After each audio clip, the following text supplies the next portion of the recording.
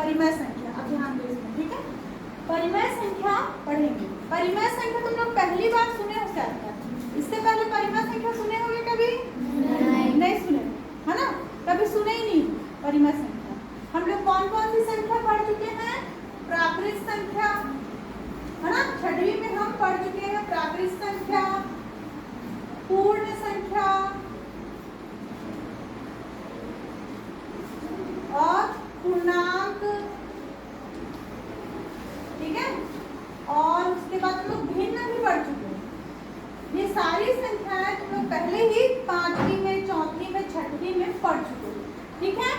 तो आज हम लोग 7वीं में पढ़ेंगे परिमेय संख्या। अब ध्यान देना, तुम लोग सब संख्या की जरूरत हमको वक्त के साथ पढ़ते गया।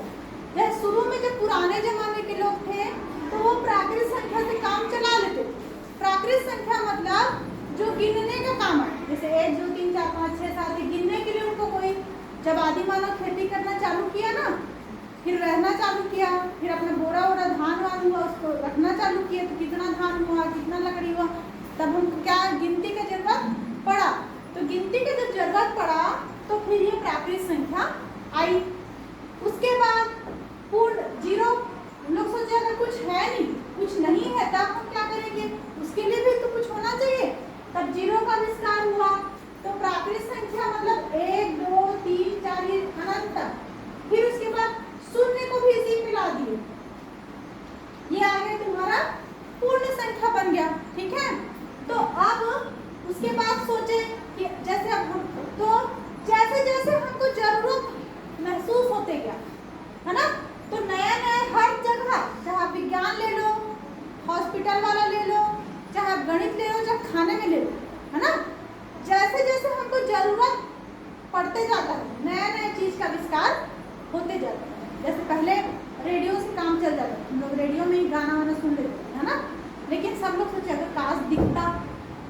अब टीवी का आविष्कार हुआ, ठीक है। अब टीवी में उन लोग जो कार्यक्रम चलाएंगे वही बस दिखेगा। तो मोबाइलों में लगा, अब पहले चिट्ठी लिखते थे, 8-10 दिन में पहुंचेगा, तब किसी को हमारा बात पता चलता था। अब फोन पे तुरंत बात पता। तो जैसे जैसे हमको जरूरत महसूस हुआ वैसे वैसे नया नया आविष्कार होते गया। उसी प्रकार इसमें भी, गणित में भी जैसे जैसे महसूस होते गया वैसे वैसे आविष्कार होते गया। तो प्राकृत संख्या, फिर पूर्ण संख्या, है ना, शून्य का जरूरत पड़ा तो कोई एक संख्या जो अगर हम कुछ नहीं है उसके लिए हमको होना चाहिए ना चिन्ह, सिंबल, तो उसके लिए हमको किसका जरूरत पड़ा? शून्य का, ठीक है। फिर आप ले लो कि हम कहीं गए हैं, है ना, दुकान, 10 रुपए में कोई सामान मिलता था, है ना, और अब वो सामान जो 12 रुपए मिला है, लेकिन हमको ध्यान नहीं है, हम गए 10 रुपए का सामान लेके आ गए, अब 2 रुपए हमारे पास नहीं है, तो दुकान वाला बोला कि ले भैया कल दे देना। उधारी हो गया, उधारी वाला बात आ गया ना, कल दे देना मतलब उधारी। अब उधारी को कैसे दिखाएंगे? ऋण। उधारी मतलब, उधारी को अंग्रेजी में मतलब उधारी को ही और क्या बोलते हैं? ऋण, है ना। तो ऋण को कैसे दिखाएंगे कि 2 रुपया का उधारी है तो ऋण 2, 3 रुपये का उधारी है तो ऋण 3। तो ये संख्याएं क्या है? ऋणात्मक संख्या। तो इसी में शून्य में 1 2 3 में अगर हम ऋण 1, ऋण 2, ऋण 3 इन सबको भी मिला दें, है ना, हालांकि ऋण वाला इधर होते जाता है, ऋण 1, ऋण 2, है ना, ऋण 3 इधर अपना पे जाएंगे, इधर 0 1 2 3 अनंत। तो इस प्रकार ऋण वाला संख्या और 0 0, है ना, ये पूर्ण संख्या और 1 2 3 ये सब मिलके क्या हो गया? तुम्हारा पूर्णांक बन गया। अब उन लोग को लगा कि हाँ कंप्लीट है ना। अब भिन्न, भिन्न तो पहले पढ़ चुके हैं।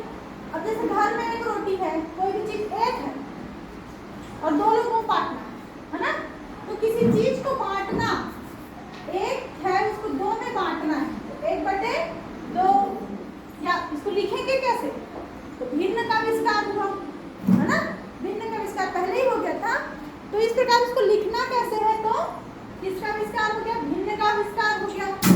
3/, मान लो 3 चीज को 4 टुकड़े करने हैं तो 3/4, जितना टुकड़ा करना है वो नीचे रहेगा, और जितना चीज का टुकड़ा करना, मान लो एक रोटी का 2 टुकड़ा, है ना, कितने, किस चीज का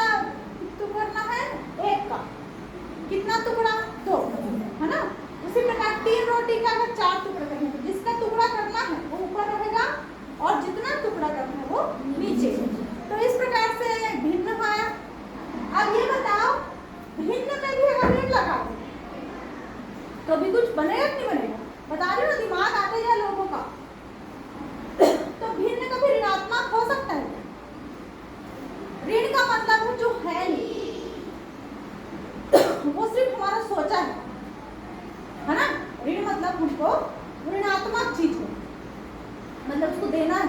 ऋण 2 रुपए तुमको दे रहा हूँ, ऐसे कोई बोलते हैं क्या? नहीं होता है ना।